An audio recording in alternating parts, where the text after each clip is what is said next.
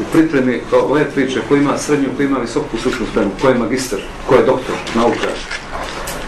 Ne možemo da kažemo, evo Draško Đuranović koji je novinar ovdje, ne ovdje najbolji nego je, sam najbolji što sam ovdje za ovim stolom jedini, onda sam im možda i najbolji.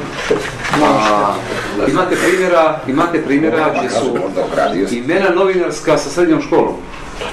Ne novinarska sa srednjom školom. Pa evo primjera Bora Krivokapića koji ima srednju školu. Ako znate ko je Bora Krivokapić, nema potrebe da vam obrazlažem to.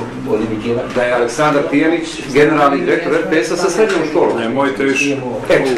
Znači ništa, meni fakultet u suštini ništa ne znači.